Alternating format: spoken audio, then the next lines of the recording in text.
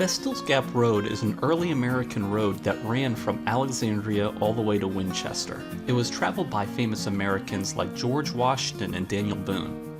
The road is no longer in use and only exists in one location, and that's within Claudemore Park, which we're going to visit today. Alright, we're walking by the high school, Parkview High, and right next to it we have the park. So let's take a stroll through the park. And here we have the map of the park. We are here. We're going to go explore around a bit. This section of Vestals Gap Road is the last part of the road that is still existing today. And this here is the old historic Vestals Gap Road. The road started out as a hunting trail used by the Algonquian Indians to travel along the Potomac River. By the 1720s, the trail had been traveled enough by Europeans that pushed the natives west that the trail became a road. George Washington often used this road himself for personal, business, and military purposes. He used it so much that some even said it should be called Washington Road. One such military purpose for the road's use was in 1755 when England sent British soldiers to help colonial soldiers to try to fight off the French from a fort near Pittsburgh.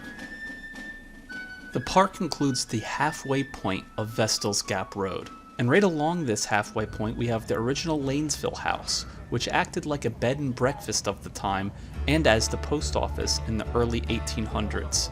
This house was originally built in the 1770s.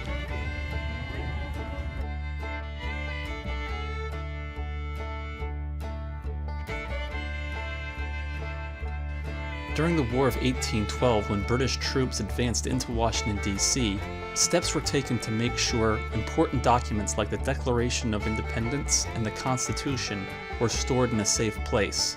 To leave Washington, D.C., the documents traveled along the Vestals Gap Road into Leesburg. By the 1820s, a turnpike was built that allowed travelers to bypass the old Vestals Gap Road. And in 1825, when John Adams and Marquis de Lafayette went to Leesburg to visit former President Monroe, when they tried using Vestals Gap Road to return to Washington, D.C. to avoid construction traffic on the newly constructed turnpike, they found that the Vestals Gap Road had been so badly neglected already that there was no way they could get back home using Vestals Gap Road.